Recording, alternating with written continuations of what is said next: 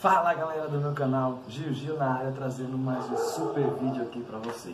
E o tema da aula de hoje é justamente isso, lucro e prejuízo. Vamos entender melhor um pouquinho como determinar esses valores, o que é cada um deles, qual a importância também na matemática. Outro tema também vai ser juros simples. Eita, esse sim, cai com frequência em questões, né? Sempre vestibulares abordam. Então, vamos ver fórmulas, vamos ver aplicação, gráficos, tudo isso a partir de agora no Sou Mais Matemática. Roda a vinheta.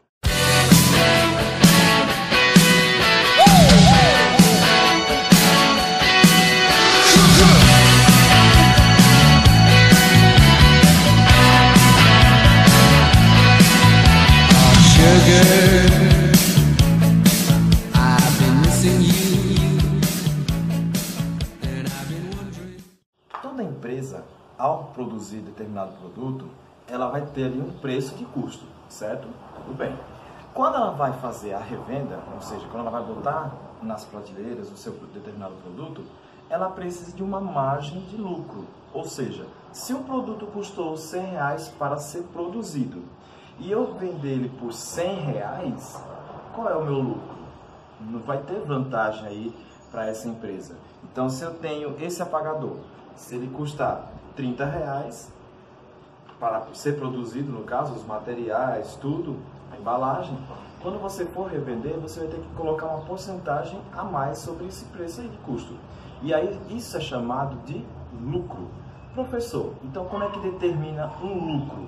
O lucro é determinado pela diferença, olha só, pela diferença do preço de venda menos o preço de custo. Então, você foi produzido por R$30 e eu revendo ele por 40, então eu tenho um lucro aí de R$10. Então, para você entender melhor como essa aplicação acontece, vamos ver aqui nesse quadro aqui.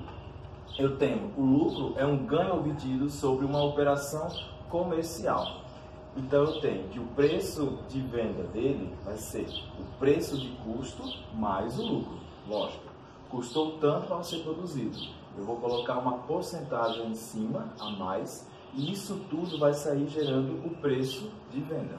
Então, para você determinar o lucro, eu vou isolar essa variável aqui, e esse PC é o preço de custo. Então, ele vai passar subtraindo.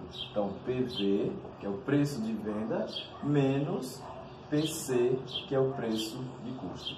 Então, quando você subtrai o preço de venda pelo preço de custo, você determina o lucro. Numa aplicação aqui, ó, uma observação que eu tenho a vocês é o seguinte: quando o preço de custo é maior que o preço de venda, o lucro será negativo. Como assim? Tem situações em filmes, pronto. O custo de produzir um determinado filme tem lá um valor X. Só que a arrecadação que ele tem dos cinemas, às vezes não compensa os gastos da produção. Então, já ouviu muito falar que teve filme que teve prejuízo para a produtora, porque foi investido tanto para ser feito, só que ele não teve um reembolso, ou seja, não teve um retorno comercial daquele filme. Então, acaba tendo prejuízo. E aí é dito que o filme foi um fracasso. Então, nesse caso, o prejuízo que eu tenho é quando o investimento, ou seja, eu gasto R$30 para produzir, mas eu não consigo vender ele por R$30. Acaba saindo muito menos disso, tem muito desconto sobre o produto e eu não tenho margem de lucro nenhuma. Então, para entender melhor, vamos ver duas aplicações sobre lucro e prejuízo. Na primeira questão, ele fala: o preço de custo de um produto é de R$160. Então, ele é produzido por R$160. E ele é vendido por 200. Determine a porcentagem do lucro sobre o preço de custo e sobre o preço de venda. Pessoal, vocês estão percebendo dois valores aqui.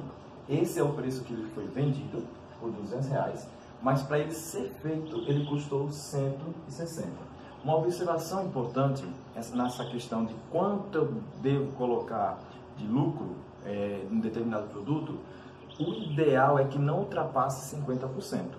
Então, se um produto ele custa, vamos supor, R$20 para ser produzido, eu colocar aí, vamos lá, na casa dos 35 já é demais. Então tem que ser pelo menos 50% a menos desse valor do custo. Então, mais ou menos nessa casa aí, certo? E colocar também 100% demais, né? O produto custa 20, se você vender por 40, 50 reais, aí também já passa dos limites. Então, o ideal é que seja até 50%.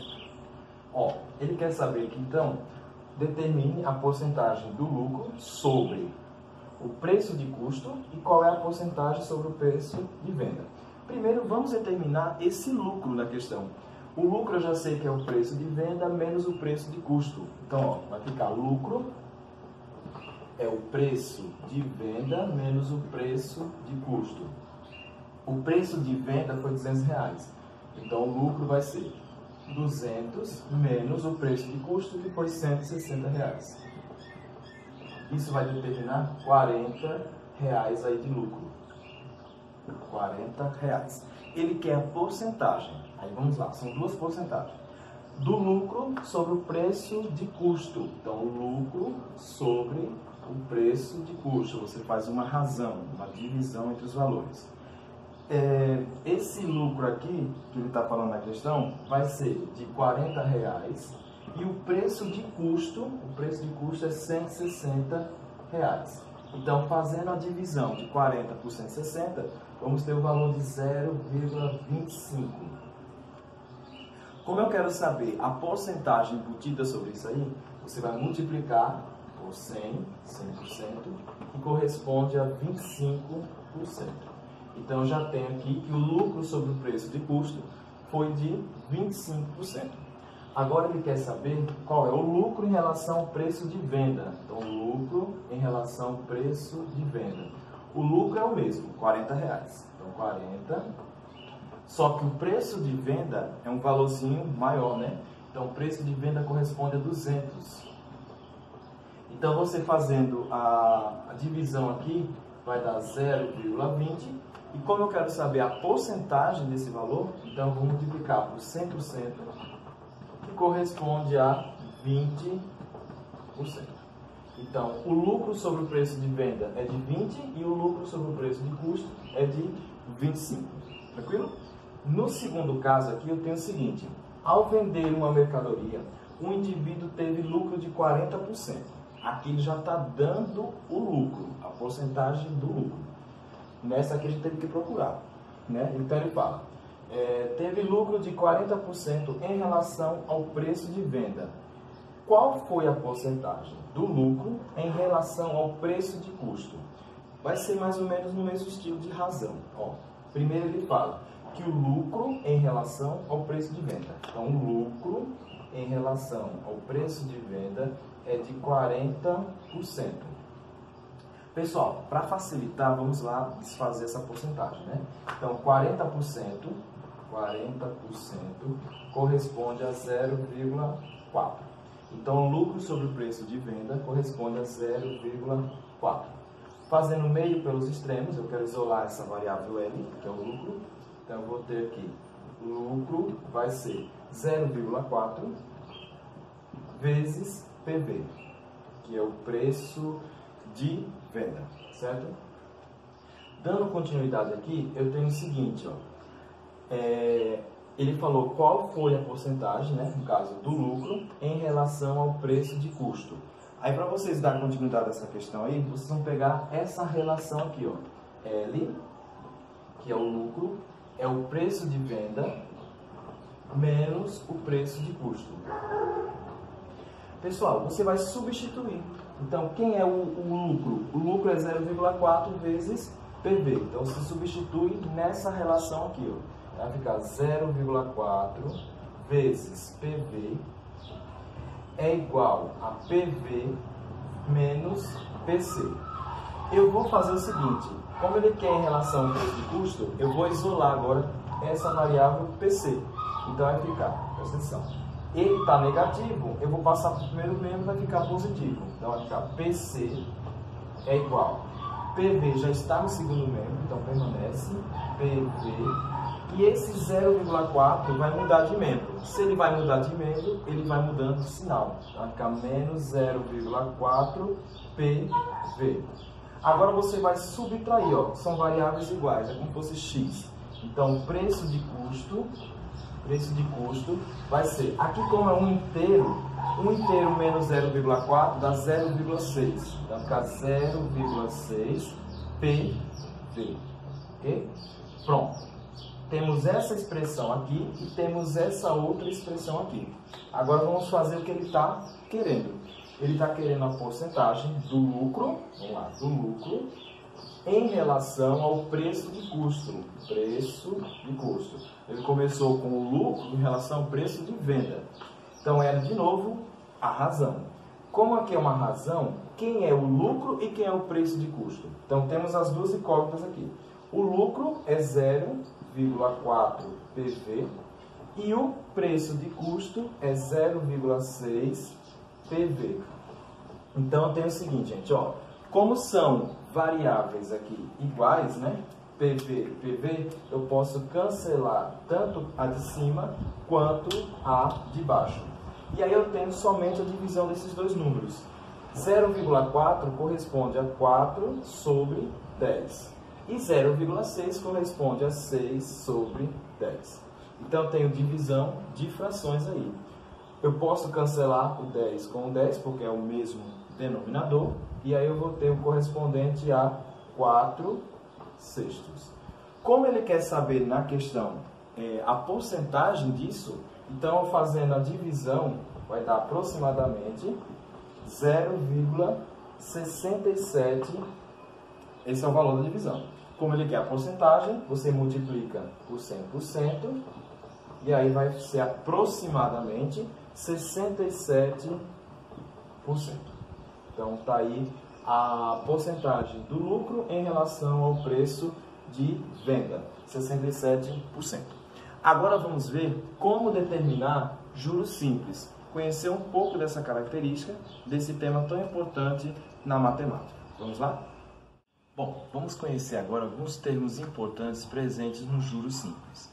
Quando você faz qualquer aplicação, por exemplo, uma poupança, você vai aplicar um determinado valor, então esse valor é chamado de capital. O que é o capital, professor? Bom, capital é simplesmente uma quantia que ainda não tem a influência dos juros. Então você está aplicando, tem R$100. Esse valor que eu vou colocar lá na poupança, ele é chamado de capital. Quando você deposita o valor numa poupança, você vai ter que ter recompensa sobre isso. E para ter recompensa, primeiro vai ter que ter uma taxa. Então essa taxa a gente representa pela letra I. A taxa é uma porcentagem que vai recair sobre aquele valor inicial, ou seja, sobre aquele capital. Para haver rendimento, é necessário uma taxa. E aí pode ser 2%, 10%. No caso de agiotas, cobram as taxas de 10% por aí. Então, tem nesse padrão não. Vai depender da situação. Bancos geralmente é uma taxa mais baixa, mas sempre tem que ter para existir um rendimento. Além da taxa, você vai depositar algo ali, você vai deixar um dinheiro ali, então precisa de um tempo para que vai aumentar aquele seu rendimento. Então, além do capital, da taxa, precisamos de um tempo de aplicação. 1 mês, 2 anos, 10 anos e assim vai. Quanto maior for o tempo, maior é o rendimento para você. Agora tem que tomar cuidado. Esse rendimento às vezes pode ser bom ou pode ser ruim. No caso da poupança, é uma vantagem. Quanto mais tempo ficar o dinheiro aplicado ali, melhor você vai ter o reembolso. Já no caso de empréstimos, é diferente. Quando você vai fazer um empréstimo de determinado valor, que é o capital, vai ter uma taxa que vai incidir sobre aquele capital e o tempo vai ser... Você tem que trabalhar bem com essa questão do tempo. Quanto mais tempo você demorar para pagar aquilo ali, aí os juros vão aumentar e vai ser pior para você. Quanto mais rápido você liquidar aquela dívida, menor vai ser o juros sobre o seu valor aplicado. Então, tome cuidado com essa questão do tempo, que também pode atrapalhar. É outra coisa. Os juros, como já foi dito, é uma compensação. Então, se eu estou deixando o dinheiro no banco, eu tenho que ser compensado, não é? Vou deixar meu dinheiro lá à toa e não vai ter nada em volta. Então, você tem uma recompensa ali sobre o que você aplicou. E ela vai depender da taxa e ela vai depender também do tempo. Quando você tem a recompensa mais o valor que você aplicou, gera um montante. Então, o montante é nada menos que o capital mais os juros, que até vem essa fórmula aqui embaixo. Ó. Montante, representado por M, é o valor final, o valor inicial sempre é o capital. Então, vai gerar aí, para você ter montante, você precisa do capital, o valor que você aplicou, mais a compensação, que é justamente o juro. E aí você tem justamente esse montante. Se você também quiser saber o juro, você faz a diferença do montante pelo capital. Então, o tanto que eu tinha mais o que aumentou, vai gerar aí o juro compensador. Esses são os termos principais, então fique atento, questão de empréstimo, questão de investimento em poupança, parcelamentos, todos têm juros e para gerar esses juros precisa de um tempo e precisa de uma taxa, então fique atento a isso. E sempre no final do mês você vai ter ali um montante relacionado àquela aplicação. Além dessa fórmula do montante, temos essa outra aqui, ó, que é o juros, é justamente o CIT. Então, lembra do CIT. CIT é justamente capital, taxa e tempo. Para você determinar o juro de qualquer aplicação, é só fazer o produto entre os três incógnitas. E essa daqui é justamente para determinar a taxa anual. Então, tem questão que ele pode dar a taxa mensal ali, tantos por cento, e você descobre qual é a taxa correspondente ao ano inteiro. Lembrando, como a taxa é mensal, então o ano inteiro tem correspondente a 12 meses. Então você vai multiplicar 12 vezes a taxa. Professor, como é que fica mais clara a aplicação? Um investidor aplica R$1.000 a juros simples de 2% ao mês. Determine a taxa equivalente ao ano. Então olha só, ele falou aí justamente da taxa ao mês, então 2%, e ele quer saber qual é a taxa anual.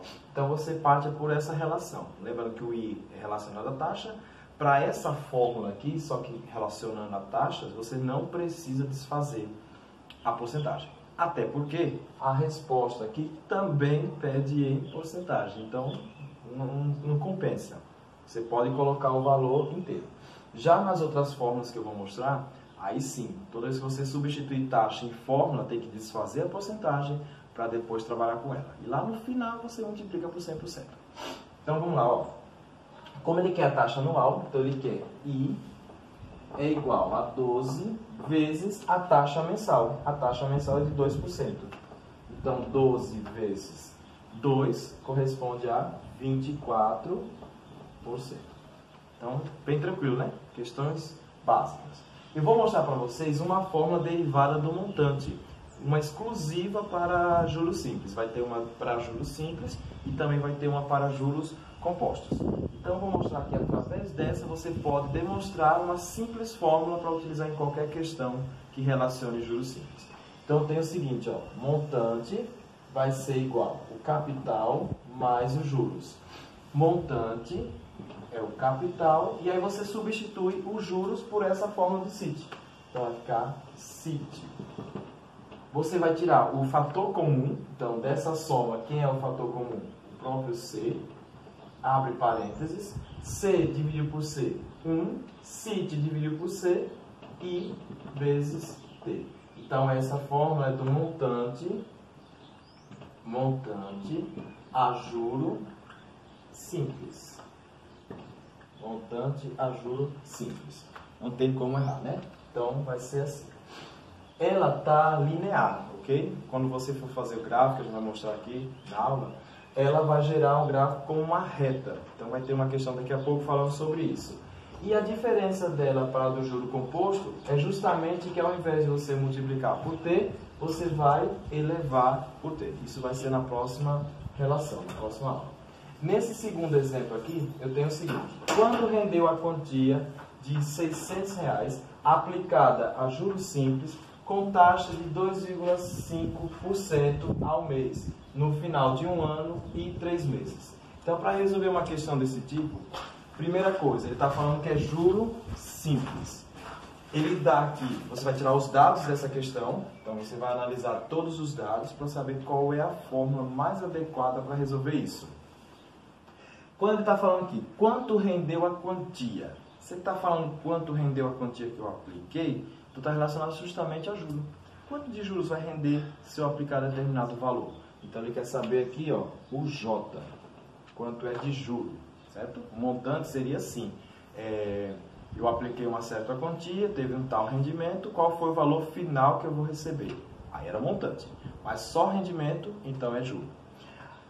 Ele falou que aplicou R$600, então esse 600 corresponde ao meu capital, então R$600, juros simples, né, já falou, com taxa de 2,5% ao mês. Observação em relação à taxa. Toda vez que a questão falar de taxa, vou usar qualquer forma de montante simples ou composto, quem manda na questão é a taxa. Então, você sempre tem que transformar o tempo, deixar o tempo na mesma unidade que aparecer a taxa. Então, você está falando aqui ao mês e o tempo estiver em anos, então você vai ter que transformar para meses. Se for um ano, usa o T igual a 12. Se for 2, usa equivalente a 24 e assim vai.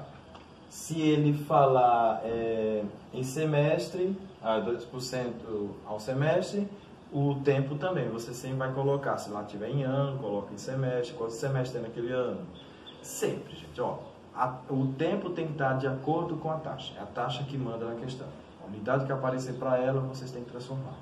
Então aqui, gente, ele está falando que é 2,5 ao mês. Pronto, então vou colocar aqui que a taxa é de 2,5. Só que aí tem uma coisa, você tem que desfazer essa porcentagem, né? Então 2,5%, que vai ser 0,025. Agora vem o tempo. O tempo dessa aplicação aí é de 1 ano e 3 meses. Então você vai ter que transformar. 1 ano vai ter que colocar em meses também. Então 1 ano corresponde a 12. Vai ficar 12 mais 3 meses. Então vai ficar 15 meses. Pronto. Aí você vai deixar esse tempo de acordo com a taxa que está pedindo. Ele está pedindo ao mês, deixa tudo em mês. Ele quer os juros, deu o capital, deu a taxa e deu o tempo. Então vai aplicar na forma do CIT. Então vai ser C e T. O J você vai descobrir. O capital ele já deu, que é 600. A taxa é de 0,025 e o tempo é equivalente a 15. Então, J de juros vai ser 600. Fazendo essa multiplicação aqui desses dois valores, você vai ter um valor de 0,375. E multiplicando esses dois termos aqui, você vai ter o valor correspondente a R$225. Pronto. Então, esse é o meu juros correspondente a 1 ano e 3 meses de aplicação. Lembrando que está numa taxa de 2,5. Bom, valor bom. Agora, veja só. Se na questão ele pedisse qual é o valor final, ou seja, o quanto eu vou arrecadar lá no final, tirar o todo, aí sim, você vai ter o juro, que foi R$225, mais o de capital, que é de R$600. Então, você vai totalizar aí R$825, que é o montante. Mas como ele só falou de rendimento, quanto rendeu a minha aplicação, então nessa questão ele só queria realmente era a questão dos juros. Então, vamos ver agora uma questão que retrata a abordagem de gráfico. A interpretação de gráfico também é importante para você conhecer como é o comportamento dele, se é reto, se é ou não. Tudo isso a gente vai ver a partir de agora. Vamos ver agora uma situação que envolve a análise gráfica e a sua interpretação. Vamos ver como é o comportamento de um gráfico de uma função a juros simples. Então, o exemplo 3 traz assim. Suponhamos o capital de R$800, aplicado a uma taxa de 40% ao ano. Construa o gráfico até o segundo ano, ou seja, daqui até 2 anos, e vamos ver o desenvolvimento dele. Como é o comportamento desse gráfico? Primeira coisa, vamos tirar os dados da questão. Ele dá o capital, então o capital é de R$800, a taxa é de 40% ao ano, então desfazendo essa porcentagem aí, eu tenho 0,4. E aí eu tenho, para calcular ou montar qualquer função, o gráfico, eu preciso sempre de uma função. E a função é de juros simples. Então, montante vai ser capital 1 mais a taxa vezes T. Para isso, eu preciso atribuir valores ao tempo, ou seja, hoje, o valor inicial que eu tenho, então o tempo é 0, ou seja, não tem decorrência de tempo ainda, então T, 0. Daqui a um ano, T é igual a 1, e até o segundo ano, T é igual a 2. Você poderia fazer isso atribuindo mais tempo. Como ele quer só até o segundo ano, então vamos parar por aqui. Agora eu quero descobrir qual é o valor de M nessa questão.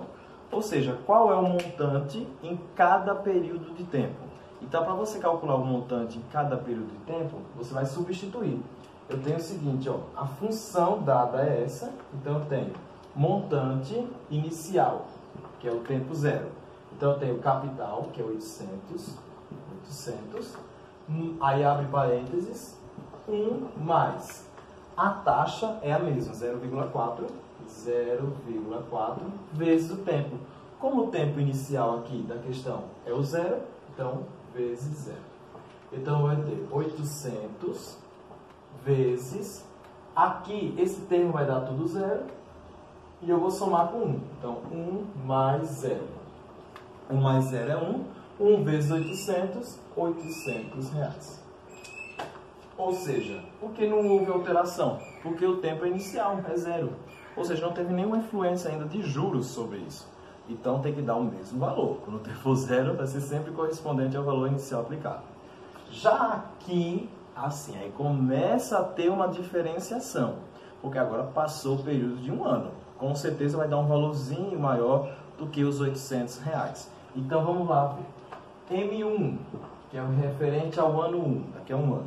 Então eu vou ter 800 reais vezes 1 mais a taxa, que é a mesma, só que agora o tempo não é o mesmo. Então vai ser correspondente a 1. Então vai ficar 800, abre parênteses, 1, 0,4 vezes 1, 0,4, vai ser igual a 800 vezes 1,4, e vai dar correspondente a 1.000, olha só, vai dar 1.120 reais.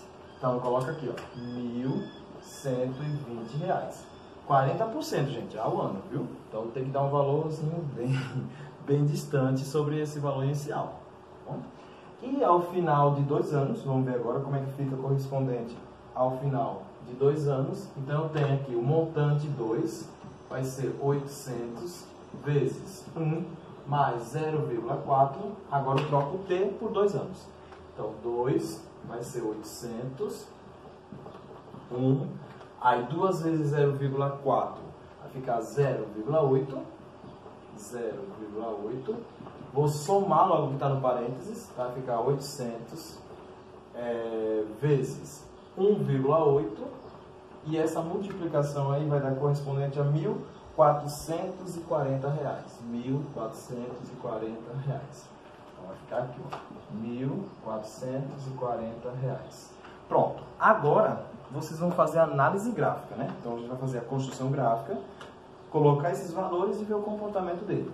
Então fazendo um gráfico aqui, ó, a gente vai colocar aqui 2 eixos, né? O eixo X e o eixo Y. Nesse eixo X a gente vai colocar o tempo. Então, tempo em anos. E no eixo Y a gente vai colocar o montante. Ok? Pronto. Então vamos colocar os valores aí e ver o comportamento dele na questão. Então, ó, o tempo eu tenho o seguinte. Tenho 0, 1 e 2. Então 0, 1 e 2. E os montantes eu tenho 800, eu tenho 1.120, e eu tenho ali também 1.440. E agora a gente vai fazer a correspondência dos pontos. Então eu tenho, quando o tempo inicial for 0, o valor aplicado vai ser de 800 reais. Quando o tempo é 1, ele corresponde a 1.120. E o tempo 2, ele corresponde a 1.140. Então, eu vou ter uma reta que gera aqui. Aí vem a análise gráfica que ele está pedindo. Toda vez que falar de montante a juros simples, o gráfico correspondente sempre gerará uma reta, ou seja, é uma função do primeiro grau. Até é fácil de olhar, né? Ó, por aqui. Eu não tenho potenciação, eu não tenho expoente. Então, é uma função linear. Então, o gráfico é sempre uma reta. Observação, tá bom? Professor, se você for relacionar questões que envolvem progressão aritmética ou progressão geométrica, dá para diferenciar? Dá. Toda vez que falar em progressão aritmética, relacionada à matemática financeira, então vai ser juros simples. Quando você fizer um gráfico das juros compostos, ela vai ficar nesse estilo aqui, ó, sempre curvadinho, parece uma metade de uma parábola. Então, o gráfico das juros compostos vai ser relacionado a uma exponencial. Então, se você também for relacionar a PA e PG, o gráfico das juros compostos vai ser uma progressão geométrica. Eita, pessoal, vamos resumir aí para mim? Vamos lá. Então, correspondente. Matemática financeira, juros simples, função é uma reta, ou seja, a função do primeiro grau, e ela está relacionada à progressão aritmética. Quando você for fazer a função dos juros compostos, do montante de juros compostos, você vai perceber que vai estar elevado, que eu vou mostrar nas próximas aulas. Então vai estar elevado, o gráfico não será uma reta, vai ser assim, ó, metade de uma parábola. Ela está relacionada a uma função exponencial, que vai trabalhar com potências, e em relação às sequências, ela é progressão geométrica. Então isso é uma OBS importante para vocês anotarem, e costuma cair em questões assim, perguntando essas características e análises, certo? Então é isso, gente, ó. A nossa aula hoje foi baseada no lucro, falamos um pouco do lucro e prejuízo. Teve também a ideia inicial de juros simples, né? Conhecemos alguns termos, montante, capital, taxa, tempo. E aí na próxima teleaula a gente vai falar justamente do outro tema, né? Juros compostos. Qual é a característica dos juros compostos? O simples, os juros recaem sobre o capital. E o composto? Então tudo isso fica para a nossa próxima aula, certo? Obrigado e até a próxima. Valeu!